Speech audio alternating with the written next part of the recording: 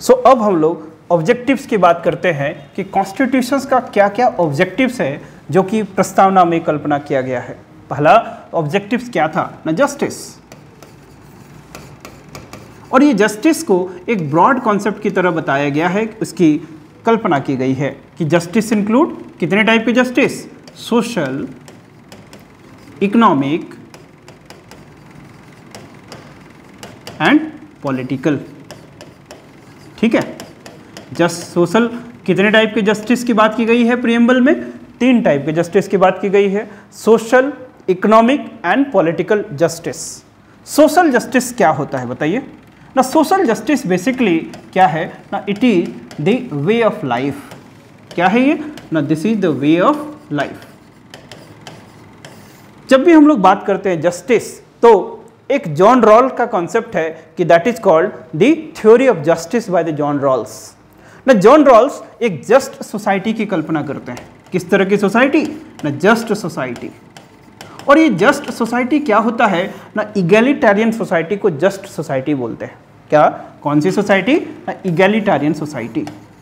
ये egalitarian society क्या होता है ना, ये सोसाइटी जिसमें कि इक्वल अपॉर्चुनिटी हो, जिसमें इकोनॉमिक, सोशल, पॉलिटिकल क्राइटेरिया पे डिफरेंशिएशंस नहीं हो, उस तरह की सोसाइटी को जस्ट सोसाइटी बोलेंगे। The just society would be inclusive society, just society would be participant society, the just society would be an empowering society. Then क्या बात करें कि एक जस्ट सोसाइटी की बात की गई, और ये जस्ट सोसाइटी कैसे सोसाइटी होगी, इंक्लूसिव। जस्ट सोसाइटी कैसी बात होगी, दैट इज पार्टिसिपेटिव। ये जस्ट सोसाइटी कैसी होगी, एम्पावरमेंट या एम्पावरिंग, है ना, एम्पावरिंग। तो ये जस्ट सोसाइटी कैसे होगा ना, just society is based on justice. And what is justice ना, social justice. Social justice it is a type of society which is based on a criteria of justice. It means कि social criteria के basis पे कोई differentiation नहीं हो या distinction नहीं हो, है ना, उसको बोलेंगे society based on social justice। उसी तरह से इकोनॉमिक जस्टिस की बात कर रहे हैं कि किसी इकोनॉमिक क्राइटेरिया या इकोनॉमिक बैरियर्स, इकोनॉमिक क्राइटेरिया या कोई भी इकोनॉमिक बैरियर नहीं हो, कि मतलब on the basis of economic criteria let's say there shall not be discrimination among the peoples, कि जिस तरह से कि इकोनॉमिक इनइक्वालिटी नहीं हो सोसाइटी में। इकोनॉमिक जस्टिस का ऑब्जेक्टिव क्या है कि इकोनॉमिक इनइक्वालिटी नहीं हो। इकोनॉमिक इनइक्वालिटी समझ पा रहे हो कि जैसे कि कंसंट्रेशन ऑफ वेल्थ नहीं हो। जैसे आप लोग इकोनॉमिक्स में एक टर्म पढ़ते हैं जिसको क्या बोलते हैं, गिनी कोफिशिएंट। क्या बोलते हैं, गिनी कोफिशिएंट। ये गिनी कोफिशिएंट क्या है ना, गिनी कोफिशिएंट ये मेजर करता है कि किसी भी कंट्री में जो वेल्थ का डिस्ट्रीब्यूशन है वो किस तरह से है। क्या जो टोटल वेल्थ है किसी एक पर्टिकुलर सेक्शन में रेस्ट्रिक्टेड या कंसंट्रेटेड तो नहीं है। हम लोग का जो कॉन्स्टिट्यूशंस, हम लोग का जब 5 ईयर प्लानिंग स्टार्ट हुआ, 5 ईयर प्लानिंग, तो 5 ईयर प्लानिंग का क्या क्या ऑब्जेक्टिव्स था, किसी को याद है? 4 इंपॉर्टेंट ऑब्जेक्टिव्स थे, growth, modernization, self reliance and equity. And ये इक्विटी क्या है, यही तो है इक्विटी। कि इक्विटी का मतलब जो भी प्रॉफिट होगा वो इक्वली शेयर होगा in the different section, different society, जिसके कि एक इंक्लूसिव डेवलपमेंट हो और कंसंट्रेशन ऑफ वेल्थ नहीं हो, जो इनइक्वालिटी हो, इकोनॉमिक इनइक्वालिटी, उसको मिनिमाइज किया जा सके। तो what is economic justice? Economic justice it is a way to reduce the what economic inequality. Economic justice, it is a way to create an egalitarian society, inclusive society. It is a way to create more equitous society. It is a way to measure what the Gini coefficient. तो economic justice समझ में आया कि किसी भी economic criteria के basis पे undue differentiation नहीं हो, बैरियर की तरह काम नहीं हो, क्योंकि उसके लिए भी अपॉर्चुनिटी के रास्ते खुले होने चाहिए। तो इकोनॉमिक जस्टिस समझ में आया। अब ये पॉलिटिकल जस्टिस की बात क्या होती है? जब भी हम लोग ना पॉलिटिकल जस्टिस की बात करेंगे तो इससे हमारा मतलब है ना पॉलिटिकल एम्पावरमेंट। पॉलिटिकल जस्टिस का मतलब क्या होगा? Political empowerment. ये पॉलिटिकल एम्पावरमेंट क्या है ना? पॉलिटिकल एम्पावरमेंट का मतलब equal opportunity to access every political office. तो पॉलिटिकल ऑफिस एक टर्म हो गया कि किसी भी पॉलिटिकल ऑफिस, जैसे हम लोग बात करते हैं कि इंडिया में एक डेमोक्रेसी है, और ये डेमोक्रेसी किस तरह का डेमोक्रेसी है ना, इंस्टीट्यूशनल डेमोक्रेसी। डेमोक्रेसी किस तरह का डेमोक्रेसी है, इंस्टीट्यूशनल डेमोक्रेसी। और इस इंस्टीट्यूशनल डेमोक्रेसी में कुछ पिलर्स हैं, कुछ इंस्टीट्यूशंस हैं जिसको बुलवर्क ऑफ डेमोक्रेटिक सेटअप बोलते हैं। क्या बोलते हैं, bulwark of the democratic setup, bulwark of democratic setup. ये कौन कौन है, जैसे आप लोग नाम जानते हो ना, there is Union Public Service Commission, ये एक बुलवर्क है। जैसे इलेक्शन कमीशन ऑफ इंडिया, ये एक बुलवर्क है। जैसे कंट्रोलर एंड ऑडिटर जनरल, ये एक बुलवर्क है। जैसे जुडिशियरी, ये एक बुलवर्क है। तो ये सारे 4 बेसिक पिलर्स हैं जिसपे कि हम लोग का जो मॉडल ऑफ डेमोक्रेटिक सेटअप है ये बेस्ड है। कौन कौन सा, UPSC, election commission, CAG and what is called judiciary. तो ये इस तरह की चीज़ों को बोलते हैं कि इंस्टीट्यूशनल डेमोक्रेसी। तो इंस्टीट्यूशनल डेमोक्रेसी में जो पोजीशंस होते हैं, जो office of public trust and confidence होते हैं, और इसमें एक सबसे इंपॉर्टेंट कौन रोल प्ले करेगा, that is called political parties. Political parties. तो जब भी हम लोग पॉलिटिकल टर्म का बात करते हैं तो पॉलिटिकल का मतलब होता है पीपल्स फोर्स, है ना। कभी भी नैरो व्यू पॉइंट नहीं लेना चाहिए। Political is a very broad term, it means the peoples force. और हम लोग का जो एंटायर कॉन्स्टिट्यूशन है उसका सोर्स ऑफ अथॉरिटी क्या है, पॉलिटिकल, पीपल। तो political is a good term, do not make it a narrow view point कि पॉलिटिकल का मतलब सिर्फ पॉलिटिकल पार्टी या पॉलिटिकल आइडियोलॉजी, नो। क्योंकि हम लोग के यहाँ जो पॉलिटिकल टर्म है उसको उतना मेच्योर सेंस में नहीं देखा गया। इसको आप लोग रेप्लिकेट उसको और ब्रॉड करके देखेंगे। तो हम बात कर रहे थे कि पॉलिटिकल जस्टिस का मतलब होता है पॉलिटिकल एम्पावरमेंट। और पॉलिटिकल एम्पावरमेंट कैसे लाया जा सकता है कि जब पॉलिटिकल ऑफिस का मतलब पीपल्स ऑफिस, पीपल्स ऑफिस का मतलब सिर्फ पॉलिटिकल पार्टी नहीं, office of public trust and confidence, कि जैसे आप लोग अभी डीएसपी बनोगे जेपीएससी का एग्जाम पास करने के लिए, तो क्या डीएसपी का पोस्ट को किसी एक पर्टिकुलर सेक्शन के लिए रेस्ट्रिक्ट कर देना चाहिए? तो क्या पॉलिटिकल एम्पावरमेंट होगा? No. So that is why these things, इसको क्या बोलेंगे, इंस्टीट्यूशनल डेमोक्रेसी। कि हमारे पास इंस्टीट्यूशनल डेमोक्रेसी के मतलब जुडिशरी सबके लिए इक्वल अपॉर्चुनिटी होना चाहिए, है ना। Election commission of India sub section of people eligible है उस office of trust and confidence को होल्ड करने के लिए। तो ये सब बातें किसके लिए की गई है ना, पॉलिटिकल जस्टिस लाने के लिए, कि पॉलिटिकल क्राइटेरिया पे पॉलिटिकल ऑफिस, पॉलिटिकल जो भी और office of trust and confidence हो उस पर किसी तरह का बैरियर या किसी तरह के मतलब अनड्यू डिफरेंशिएशन नहीं होना चाहिए।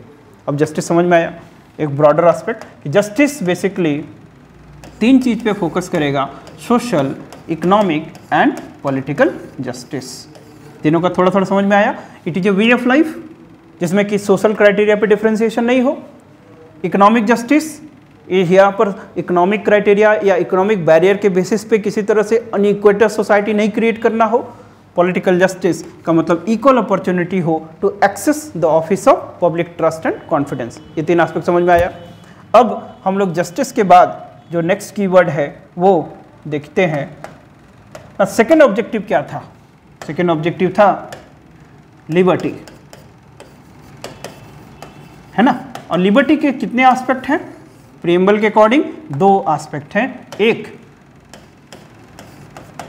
लिबर्टी का मतलब होता है लिबर्टी ऑफ, कितने टाइप की लिबर्टी की बात की गई है? Liberty of thought, expression, belief, faith and worship. कितने टाइप की लिबर्टी है? 5 टाइप की लिबर्टी है। Liberty of thought, expression, belief, faith and worship. इसको समझने के पहले आप ये समझिए कि what is the meaning of liberty. Liberty का क्या मीनिंग होता है? लिबर्टी का मतलब होता है कि एब्सेंस ऑफ रिस्ट्रेंट। क्या मैंने बोला? Absence of restraint. दूसरा ना, opportunity for development, opportunity for development. ये 2 एस्पेक्ट हैं किसके? ना, लिबर्टी के। अब देखिए, एब्सेंस ऑफ रिस्ट्रेंट, आपको कोई भी नया चीज़ करना हो, इनोवेशन करना हो, जैसे आप सिविल सर्विसेज की परीक्षा को तैयारी करना चाहते हैं, तो क्या ये सिर्फ एक परीक्षा है? नो, इसमें आपके नियर एंड डियर्स, आपके फैमिली, आपके साथ साथ तमाम लोग आपको सपोर्ट करते हैं, जो आपको इनविजिबल सोर्स का एनर्जी प्रोवाइड करते हैं आपको तैयारी करने के लिए। ठीक, तो यहाँ पर एब्सेंस ऑफ रिस्ट्रेंट, यदि वही सब लोग आपको अनड्यू इंटरफेयर करने लगे कि नहीं सिलेक्शन होगा या तमाम तरह की बातें, तो क्या आप अपने पूरे पोटेंशियल को रियलाइज कर पाएंगे? नहीं। कोई भी काम करना हो तो आपको पूरे एनर्जी के साथ, पूरे पोटेंशियल से काम करना पड़ता है। तो कॉन्स्टिट्यूशन हमको इंपावर करता है कि आपके पास अनड्यू इंटरफेरेंस नहीं हो, क्योंकि ह्यूमन बींग्स का डेवलपमेंट के लिए कुछ बेसिक चीज़ें चाहिए, कुछ चीज़ें चाहिए जिसके के तहत आप काम कर सकते हैं। तो लिबर्टी का एक एस्पेक्ट है एब्सेंस ऑफ रिस्ट्रेंट, का मतलब state will not interfere unduly. State arbitrary किसी के फंडामेंटल राइट या पर्सनल डोमेन में अटैक नहीं कर सकता है। ठीक, तो ये पहला एस्पेक्ट है कि एब्सेंस ऑफ रिस्ट्रेंट है। सेकंड, सिर्फ एब्सेंस ऑफ रिस्ट्रेंट होना काफ़ी है क्या? जैसे फॉर एग्जांपल हमारे यहाँ पर अभी क्या ट्रेंड है कि लेट से चारों तरफ इंजीनियर्स बना देना है। सिर्फ इंजीनियर्स बना देने से काम खत्म हो गया क्या? You have to provide employment opportunities, तभी ना आप उसके कैपिटल, उसके एनर्जी, उसके पोटेंशियल को टैप कर पाएंगे और आपका जो डेमोग्राफिक डिविडेंड है वो आगे बढ़ के चला जाएगा। नहीं तो क्या नेगेटिव साइड है डेमोग्राफिक डिविडेंड का कि डेमोग्राफिक बल्ज हो जाता है। क्या हो जाता है? Demographic bulge. और ये डेमोग्राफिक डिविडेंड किस में कन्वर्ट होगा? Demographic bulge. और ये डेमोग्राफिक बल्ज को फिर से यदि आप हार्नेस नहीं करेंगे तो क्या बनेंगे? Demographic disaster. क्या होता है? Demographic disaster. ठीक है, so India is the world's youth age. हमारा डेमोग्राफिक डिविडेंस सबसे अच्छा है, लेकिन डेमोग्राफिक डिविडेंस अच्छा कब तक है? वह जब आप उस पूरे डिविडेंड को टैप कर पाते हैं। How you will tap? There are the youth and the most energetic people. You should provide the employment opportunity. तब जाके उनकी energy national empowerment, national development में लगेगा। Otherwise it will somewhere other go. Demographic bulge होगा, फिर demographic disaster में भी convert हो सकता है। That is why government have to be capable government. Getting my point? अभी मैंने वापस आते हैं टॉपिक पे कि अपॉर्चुनिटी फॉर डेवलपमेंट होना चाहिए। आपको एक तरह राइट दे दिया कि आपके पास अनड्यू इंटरफेरेंस नहीं होगा, लेकिन दूसरी तरह यदि अपॉर्चुनिटी ही नहीं हो तो फिर लिबर्टी का कोई मतलब नहीं होता है।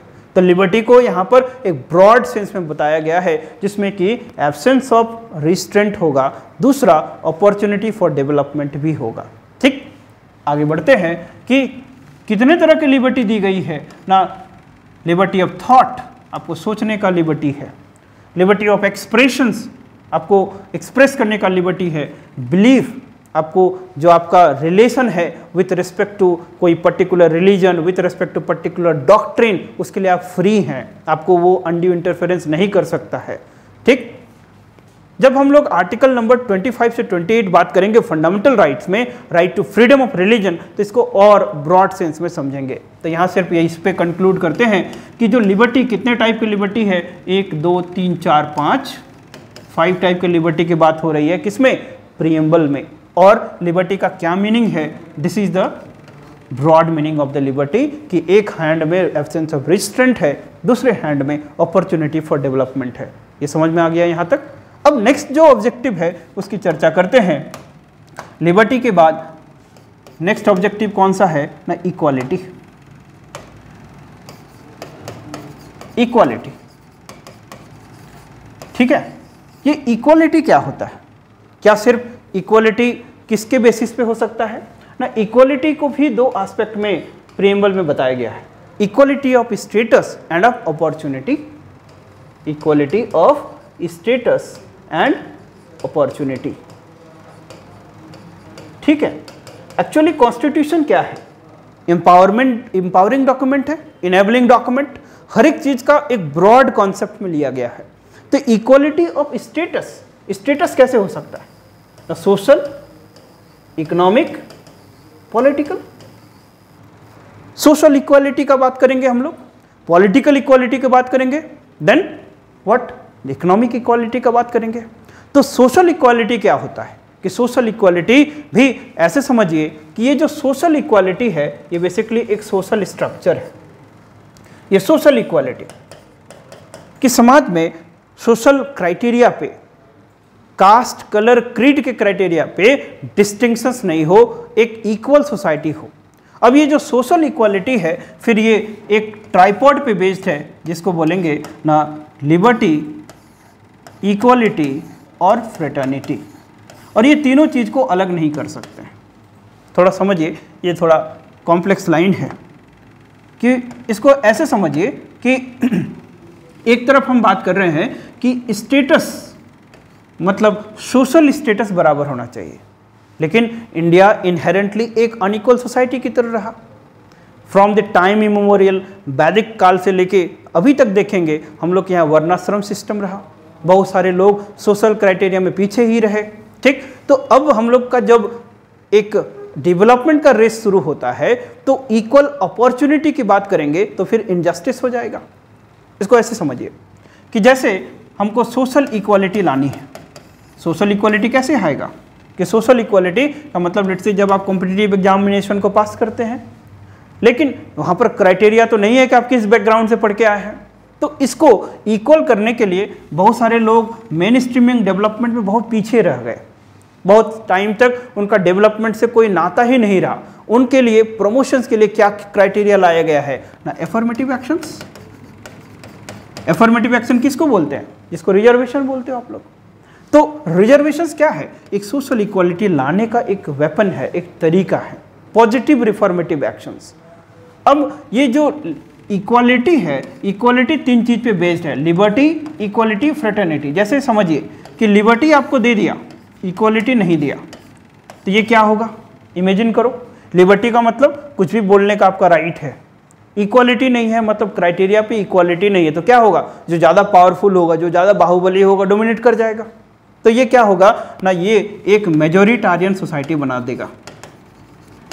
तो हमको मेजोरिटारियन सोसाइटी चाहिए कि एक इक्विटस या इंक्लूसिव सोसाइटी चाहिए? हम लोग के कॉन्स्टिट्यूशन में एक सेकुलर स्टेट की बात की गई है। सेकुलर स्टेट का जो कॉन्सेप्ट है वो हम पिछले अभी थोड़ा देर पहले बात कर चुके हैं। तो पॉइंट ये है कि लिबर्टी है, इक्वालिटी नहीं है, तो एक मेजोरिटारियनिज्म को प्रमोट करेगा। दूसरे हाथ में देख लो, इक्वालिटी है लेकिन लिबर्टी नहीं है, तो क्या होगा?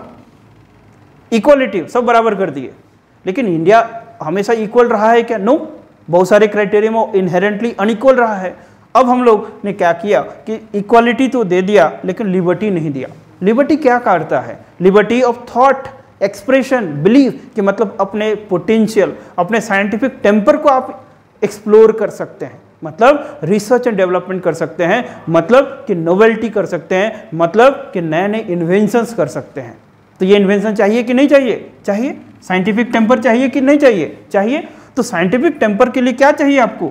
लिबर्टी तो चाहिए। तो इसका मतलब सोसाइटी में इक्वालिटी है, लिबर्टी नहीं है, तो क्या साइंटिफिक टेम्पर, जिसको हम मान लेते हैं, बोलते हैं नोवेल्टी, तो ये नोवेल्टी हो सकता है क्या? नहीं हो सकता है। इसका मतलब ये जो सोशल इक्वालिटी है वो इस ट्राइपॉड पे बेस्ड है ना, लिबर्टी, इक्वालिटी, फ्रेटर्निटी, तीनों चीज चाहिए।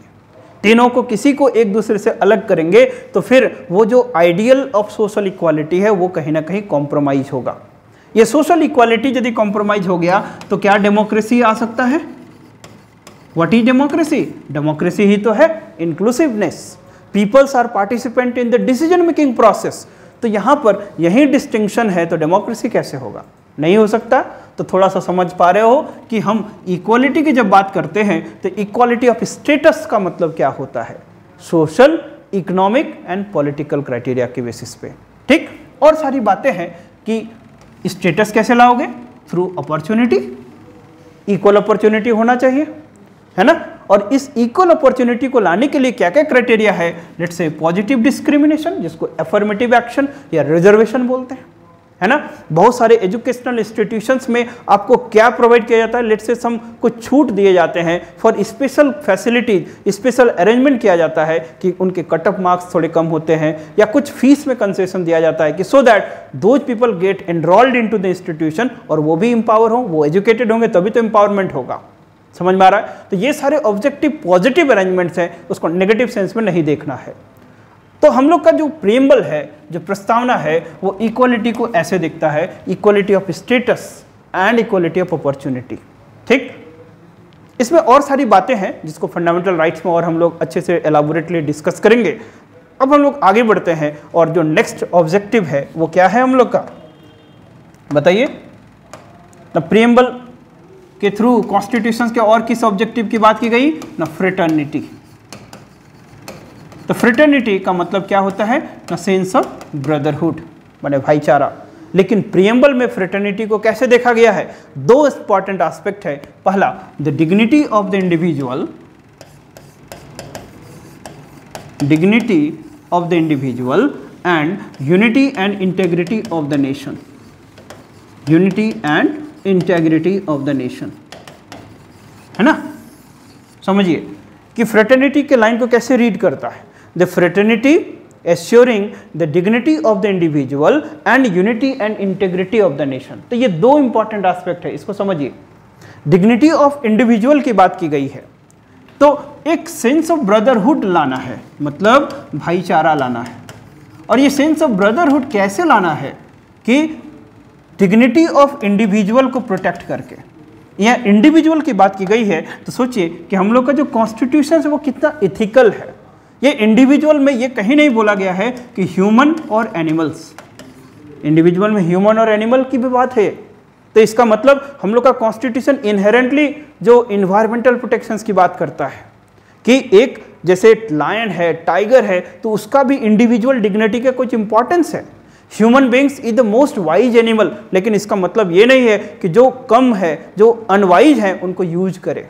इसका मतलब उसके डिग्निटी को भी आपको प्रोटेक्ट करना है, रिस्पेक्ट करना है, क्योंकि इकोलॉजिकल सिस्टम में, एक इन्वायरमेंटल इकोलॉजी में एक इन कंपोनेंट्स का बहुत इंपॉर्टेंट रोल है। इसलिए हर एक कंपोनेंट का डिफाइन क्या है, नीश। आपको इन्वायरमेंट इकोलॉजी में पढ़े होंगे कि व्हाट इज नीश। नीश क्या होता है कि किसी भी स्पीसीज का पूरे इकोलॉजिकल सिस्टम में एक फंक्शनल रोल डिफाइंड है और उसका हैबिटेट डिफाइंड है। इसका मतलब किसी भी इंडिविजुअल का हैबिटेट और उसका फंक्शनल रोल ये डिफाइंड है।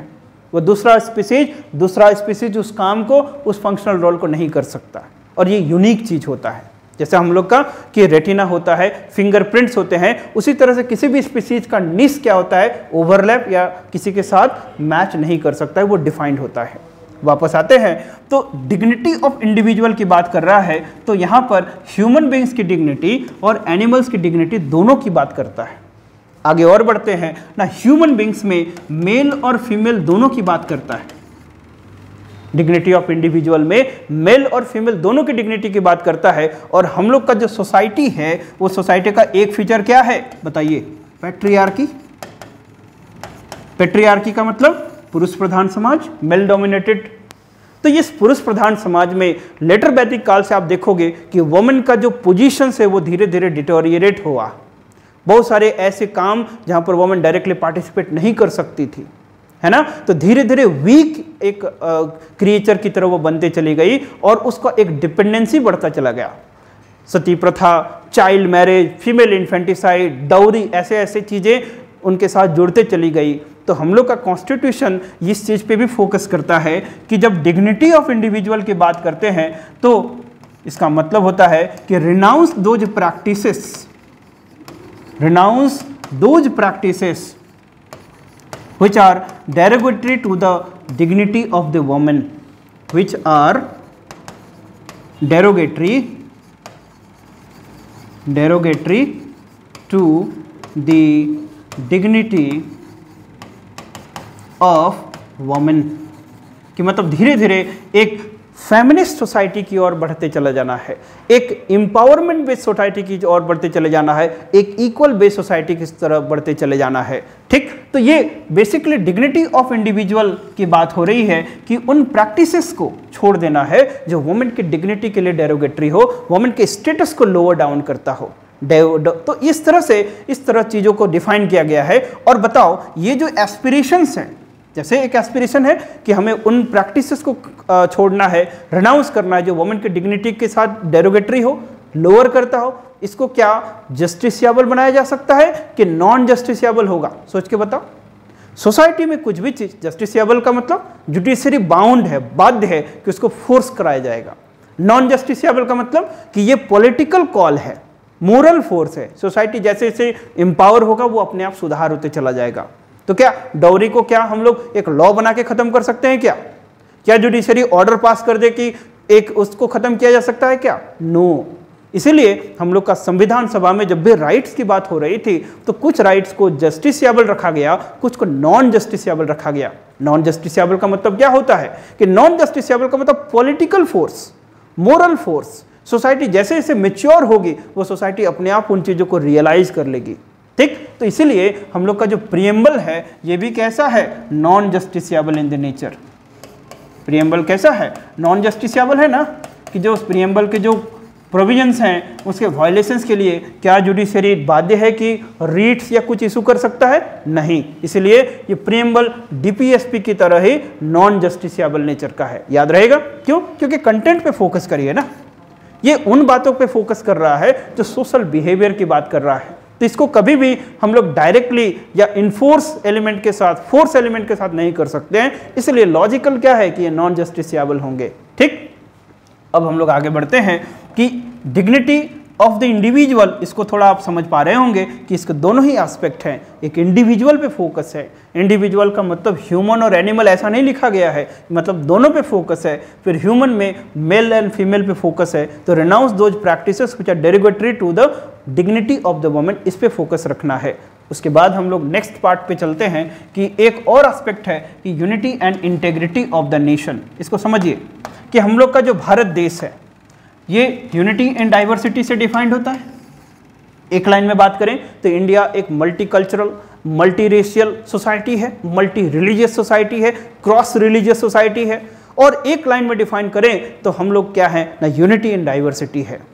हम लोग के पास आज़ादी के बाद पॉलिटिकल इंटेग्रिटी, ये पॉलिटिकल यूनिटी आया क्योंकि संविधान ने पूरे भारतवर्ष को एक पॉलिटिकल फ्रेमवर्क में रखा। लेकिन सदियों से हम लोग का भारत कैसा रहा ना, एक कल्चरल यूनिटी रहा।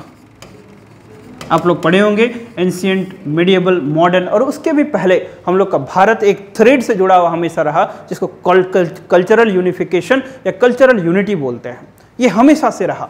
लेकिन जो idea of Bharat that is India, ये पॉलिटिकल टर्म है और ये इंडियन नेशनल मूवमेंट के बाद बना या बेसिकली कॉलोनियल पीरियड में बनता है। तो पॉलिटिकल यूनिटी तो एक हैंड में आफ्टर इंडिपेंडेंस आया या कॉलोनियल टाइम में आया, लेकिन कल्चरल यूनिटी हमेशा से ही रहा। तो अभी हम लोग बात कर रहे थे कि जो unity and integrity of Nations की बात होती है कि नेशन का मतलब क्या है कि India is a indestructible union of destructible states. Article 1 इस तरह से बात करता है कि इंडिया कैसा है, it is indestructible union of destructible state. इसका मतलब क्या है, भारत में जो यूनियन है, यूनियन क्या होता है वो ऑलरेडी बात कर चुके हैं हम लोग। यूनियन जो है वो कभी भी खत्म नहीं हो सकता है। ठीक, तो ये इंडिया जो यूनियन है तो क्या सिर्फ ये पॉलिटिकल टर्म के चलते हैं? नो, कल्चरल टर्म के चलते भी है। इसलिए हम लोग के यहाँ पर कभी देखते हो कि लेट्स से कोई कम्युनल राइट्स होता है या किसी तरह के कोई ऐसे प्रैक्टिसेस जो सोसाइटी में लॉ एंड ऑर्डर इशू करता है, कुछ समय के बाद सोसाइटी में वैसे फोर्स ऑलरेडी हैं जो उनको फिर से इम्बाइब करते हैं, फिर से रिस्टोर करने की कोशिश करता है, क्योंकि हमारे सोसाइटी में रेजिलियंस बहुत ज़्यादा है। तो बात है कि भारत जो है ये सिर्फ एक टेरिटोरियल टर्म ही नहीं है, सिर्फ एक लैंड का टुकड़ा थोड़ी ना है, it is a cultural term as well. इसका मतलब कि जो डिग्निटी है वो कल्चरल डिग्निटी को भी एश्योर करना है और टेरिटोरियल डिग्निटी को भी एश्योर करना है। अब समझ में आया कि डिग्निटी का मतलब क्या है ना। डिग्निटी दो एस्पेक्ट पे फोकस करता है। पहला डिग्निटी ऑफ इंडिविजुअल और that is called unity and integrity of the nation. Unity and integrity of the nation का मतलब कि भारत देश एक लिविंग कंपोनेंट है, ये लोगों द्वारा बनता है और वो लोगों का डिग्निटी एक हैंड में एश्योर करना है, क्योंकि एक सेंस ऑफ ब्रदरहुड लाना है। और वो सेंस ऑफ ब्रदरहुड उस कल्चरल हॉलमार्क का ही symbiosis that is called symbolic है, जो कि एक कल्चरल यूनिटी सदियों से रहा है। और वो कल्चरल यूनिटी रहने के साथ आफ्टर इंडिपेंडेंस ये एक पॉलिटिकल टर्म बना जिसको कि हम लोग नेशनलिज्म या पॉलिटिकल यूनिटी बोल रहे हैं। ठीक। तो हमें इंडिविजुअल की डिग्निटी, इंडिविजुअल के लिबर्टी, इंडिविजुअल के स्टेटस को एक हैंड में प्रोटेक्ट या डिग्निफाइड रखना है। साथ ही साथ भारत देश हमेशा सबसे सर्वोपरि रहेगा, भारत देश सबसे ऊपर रहेगा, इसकी बात की गई है। तो ये सब समझ में आया। तो ये सारे जो कीवर्ड्स हैं इसका एक ब्रॉडर मीनिंग है। वीडियो को पॉज करके आप उसको लिख लेंगे क्योंकि नोट डाउन नहीं करोगे तो तुरंत भूल जाओगे, क्योंकि एक हैंड में मुझे पता है कि इस YouTube प्लेटफॉर्म के थ्रू चीज़ें बहुत फास्ट वे में और बहुत लिमिटेड टाइम में एक्सप्लोर और डिलीवर किया जाता है, but there are limitations, but it is also one of the what is called the facility that I could communicate with you. अब इस वीडियो को सुनने के बाद आप लोग लक्ष्मीकांत के टेक्स्ट बुक को पढ़ेंगे तो आपके लिए बहुत ईजी हो जाएगा जस्ट टू कॉम्प्रीहेंड इट। ठीक, तो हमारा एफर्ट यही है कि चीज़ों को और आसान बनाया जाए और सही चीज़ आप डेवलप करो कि ब्रॉडर कॉन्सेप्ट क्या है। ठीक, इस वाटर टाइट डिवीजन और वाटर टाइट अंडरस्टैंडिंग से ऊपर जाके आपको चीज़ों को खत्म करना पड़ेगा, तभी जाके आप मेंस में अच्छे आंसर लिख पाएंगे। ठीक, इसमें और कुछ रह गया कि जैसे कि 26 डे ऑफ नवंबर 1949 को इसको अडॉप्ट किया गया, क्योंकि कॉन्स्टिट्यूएंट असेंबली में सारे लोगों ने उस दिन इस जो कॉन्स्टिट्यूशन बना उसको एनेक्ट किया, अपना एसेंट दिया, अपना साइन किया। प्रीएम्बल एक नॉन जस्टिसिएबल है, जैसा कि directive principle of state policy, ये अभी हमने बात करी थी। लेकिन प्रीएम्बल में दो बातें और ध्यान रखेंगे कि प्रीएम्बल पार्लियामेंट के पावर का कोई लिमिटेशन नहीं है, दूसरा न प्रीएम्बल नॉन जस्टिसिएबल नेचर का है। अब ये जो एक डिबेट रह गया कि क्या प्रीएम्बल पार्ट है कि नहीं है, तो उसके लिए कुछ एक दो केसेस आप लोग ध्यान रख लेंगे कि प्रीएम्बल पार्ट है कि नहीं ना। पहला जो केस है वो कौन सा है? बेरोबारी यूनियन केस, बेरोबारी यूनियन केस। दूसरा है केशवानंद भारती केस, केशवानंद भारती। तीसरा कौन सा है? LIC India. तो एक छोटा सा डिबेट है कि जुडिशियरी का क्या इसमें जजमेंट था कि बेरोबारी यूनियन केस में कि प्रीएम्बल पार्ट है कि नहीं है? No. But Kesavananda Bharati case में यस, LIC इंडिया में यस, है ना। तो इससे ये कंक्लूड हो गया कि इस टाइम पे क्या पार्ट था? It was no, it was not a part. लेकिन इस टाइम पार्ट है, यस, इस टाइम पार्ट है, मतलब इंटीग्रल पार्ट। तो अभी क्या स्टेटस है? क्या प्रीएम्बल कॉन्स्टिट्यूशन का पार्ट है? Yes, it is an integral part of constitution of India. अब चूंकि इंटीग्रल पार्ट है तो प्रीएम्बल को अमेंड कर सकते हैं क्या? Of course. लेकिन ये अमेंडमेंट का जो स्टोरी है वो भी कुछ इस तरह चलता है, क्योंकि बेरोबारी यूनियन में पार्ट ही नहीं था तो उसको अमेंड करने से या नहीं करने से कोई मतलब पड़ेगा नहीं। तो इसको इस समय अमेंड कर सकते थे क्या? No, not amended. लेकिन केशवानंद भारती केस में पार्ट बन गया तो इसको अमेंड कर सकते हैं, यस। जैसा कॉन्स्टिट्यूशन को अमेंड करते हैं उसी तरह प्रीएम्बल को भी अमेंड किया जा सकता है, तो yes, it can be amended. Third case, LIC India में भी इसको इंटीग्रल पार्ट बोला गया तो इसको अमेंड कर सकते हैं, यस। तो करंट स्टेटस क्या है कि प्रीएम्बल को भी लाइक द कॉन्स्टिट्यूशन अमेंड किया जा सकता है, लेकिन किन प्रोविजंस को अमेंड नहीं कर सकते हैं? जो बेसिक स्ट्रक्चर का पार्ट होगा, बेसिक स्ट्रक्चर का पार्ट होगा। ये बेसिक स्ट्रक्चर क्या है ये नेक्स्ट वीडियो आएगा, उसमें आपको बेसिक स्ट्रक्चर मिल जाएगा सैलेंट फीचर्स के बाद। वो बहुत ही इंटरेस्टिंग है, बहुत ही इजी है और बहुत ही मतलब अच्छे तरीके से बताया गया है।